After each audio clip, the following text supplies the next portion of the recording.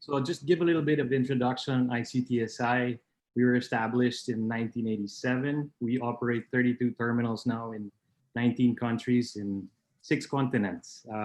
Very proud to be part of this organization. We are one of the few truly Filipino-owned operated companies that are able to achieve, lofty goals internationally. So that's a little bit about who we are.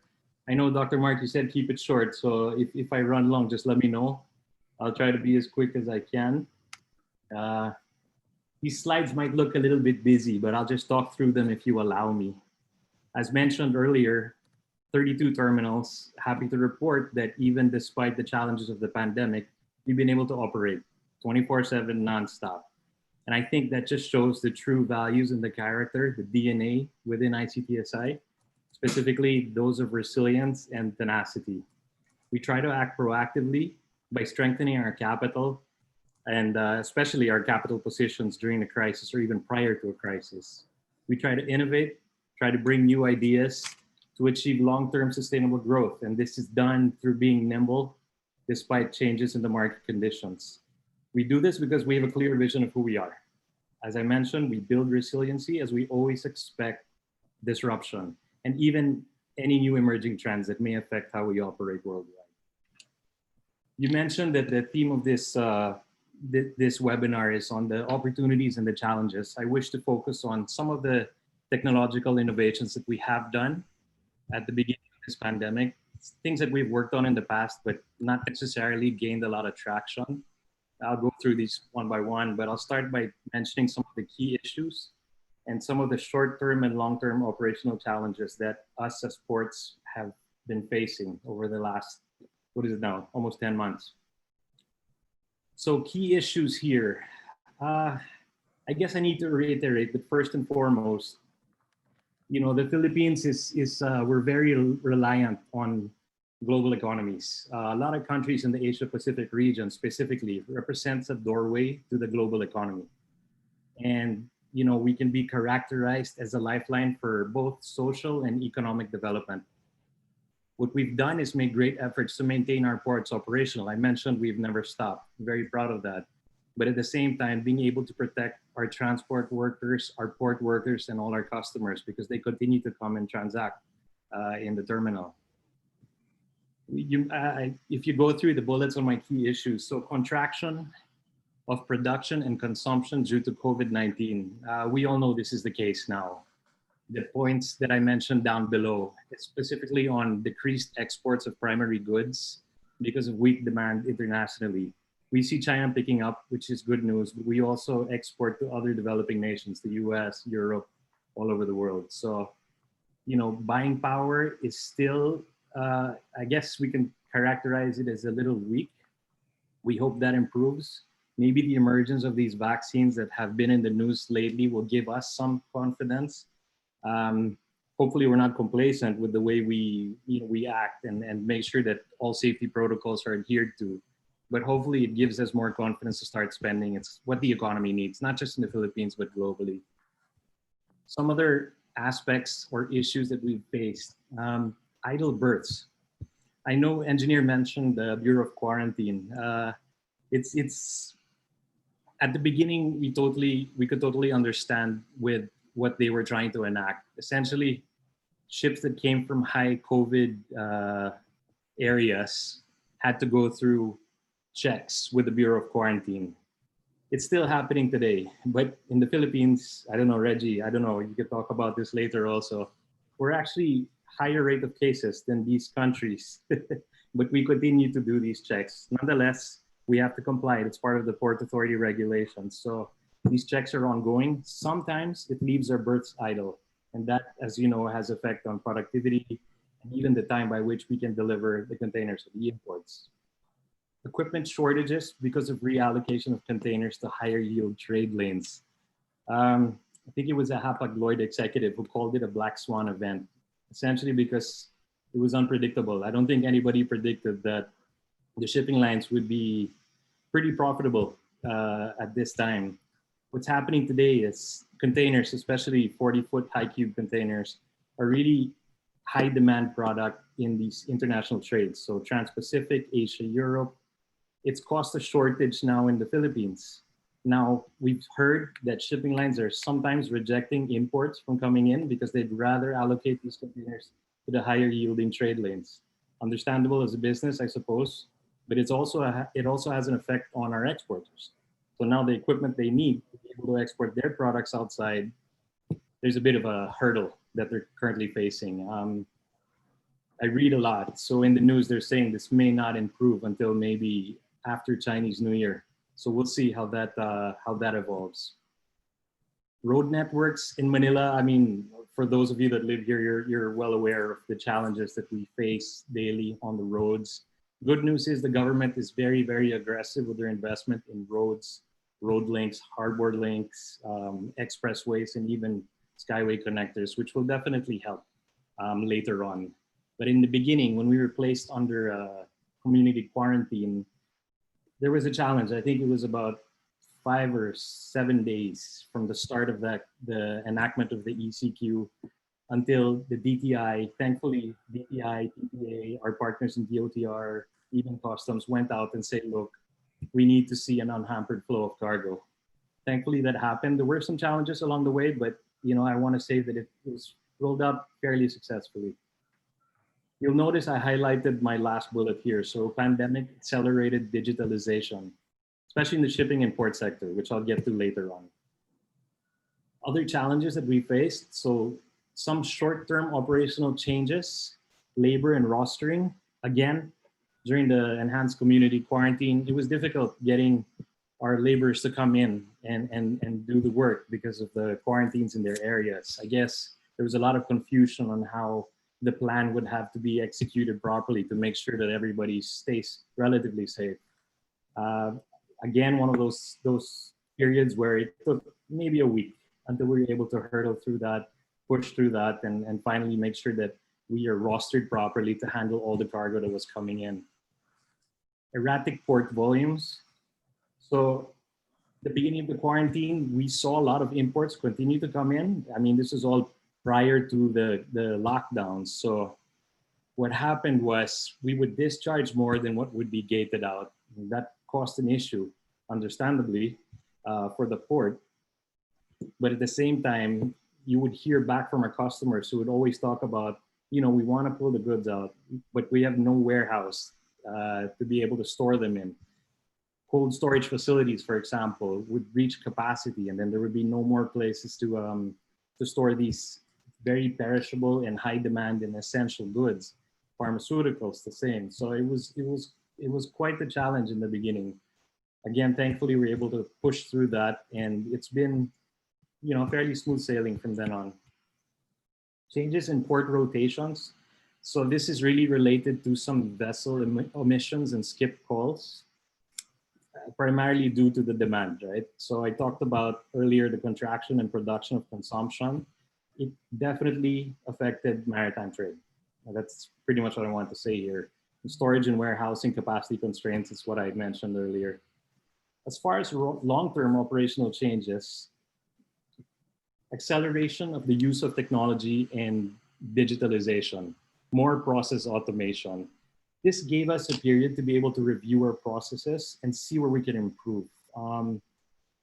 Maybe this is the silver lining in all of this. We found areas that would be beneficial both to the ports and our customers, and we definitely made sure that we would try to roll that out and make sure that both sides of the coin feel the benefits of.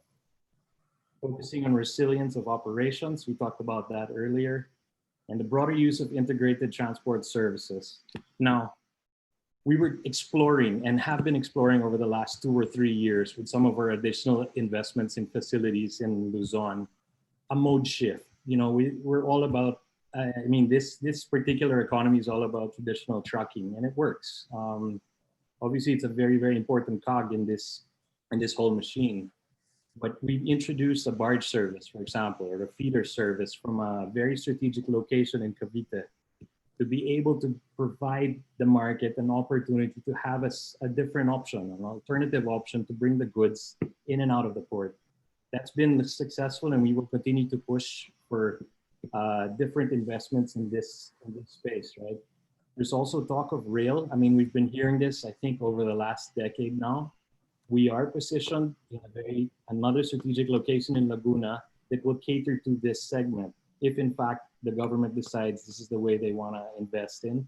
Um, Definitely another area that we'll be able to connect to the supply chain, and both local and even outside the region, hinterland connections that need the goods just as much. Okay, move on. I talked about digitalization, and I just wanted to focus for this webinar on some of the biggest change that we did so far, and that was really to get everybody to transact online.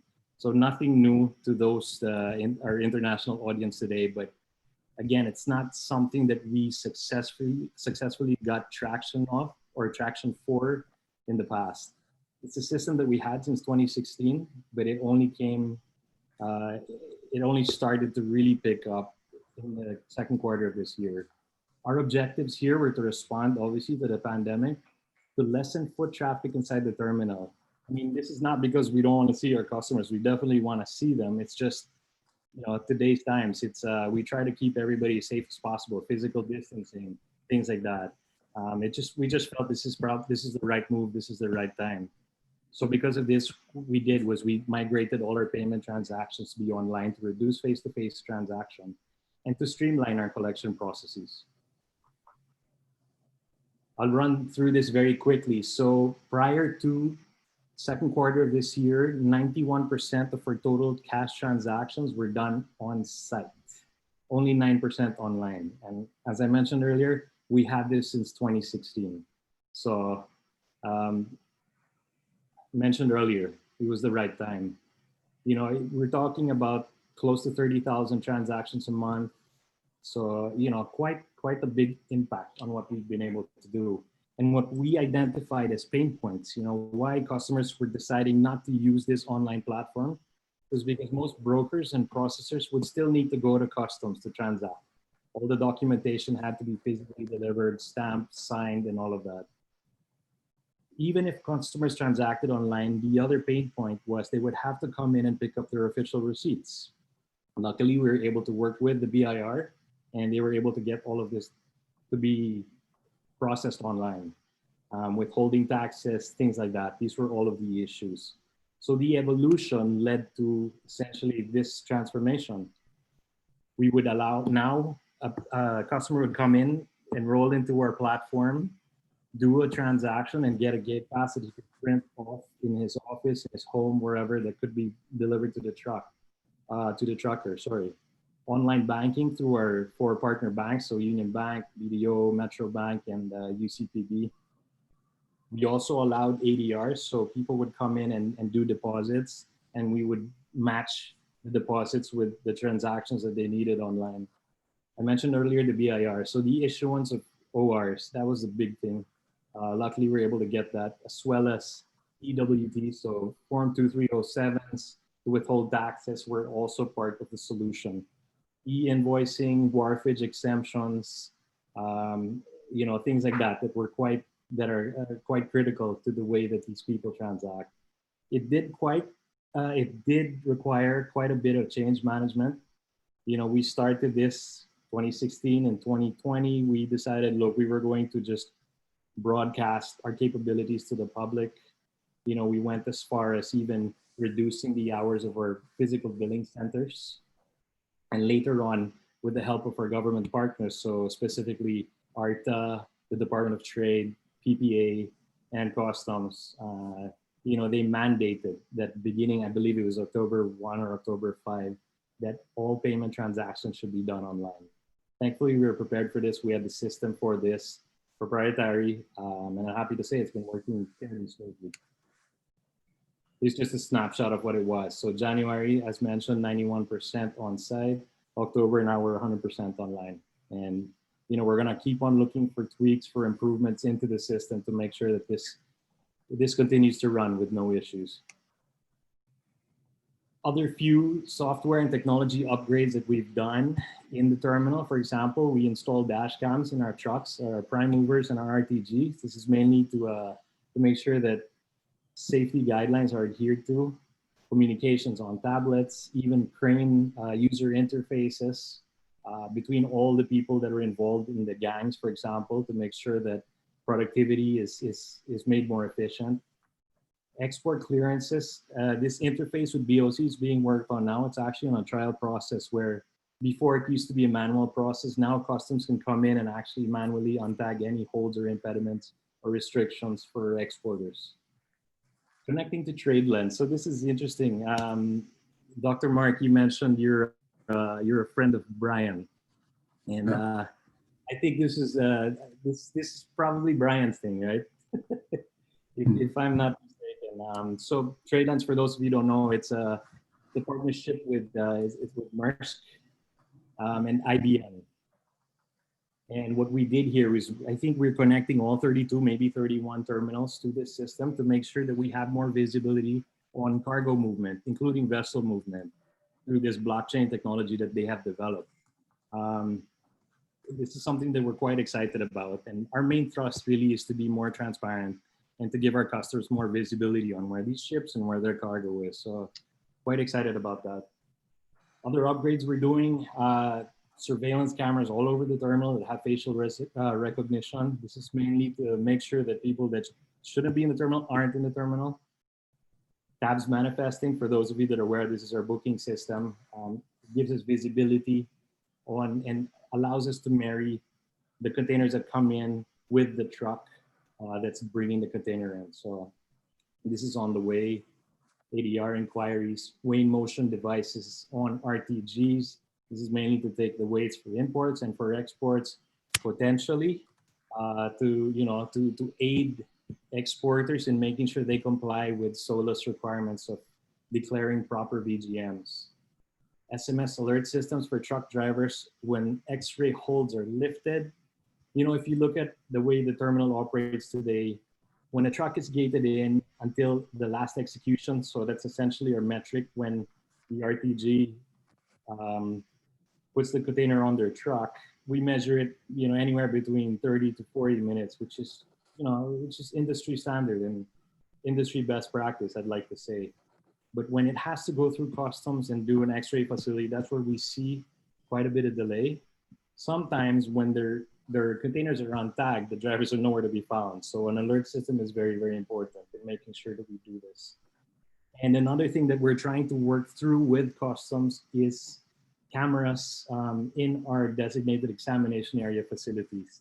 So maybe, again, in line with this no touch, no contact policy that we're trying to do, they could be sitting in their offices or in their monitoring areas and see the contents of these containers rather than physically have to be there and interact with brokers and cargo owners and whatnot. So something we're trying to pilot. We're still perfecting this, and we'll see whether this will be adopted and accepted moving forward. And my last slide. So moving forward, obviously we strive to be the gold standard in both service delivery and customer satisfaction. That is the mandate from the chairman from on top. And we try to exhaust every effort to make sure we try to achieve this. Process automation and digitalization, we've seen that it has led to more efficiencies. We will continue to take advantage of new technologies that are out there as long as it's suitable and relevant to our operating environment. Myself, I'm just looking at the Philippine view more than any other country. But typically what works here or what works in other terminals that are efficient can be applied and can be used as a benchmark for all our terminals, right? Shifting to online payments was huge. I spoke at length about that. And continuing to explore mode shifts. I mentioned the barging, the feedering, and potentially the train. And as I said, we want to support the growth of the country, the growth of the economy. We feel we're quite an important cog in this process. So always looking at investing in better equipment, investing in both our superstructure and infrastructure within the terminal to make sure we are prepared for the growth that the country is foreseeing and whatever ambitions the country has moving forward. So that's all I had to say, Dr. Mark, and I'm open to any questions in case there are any.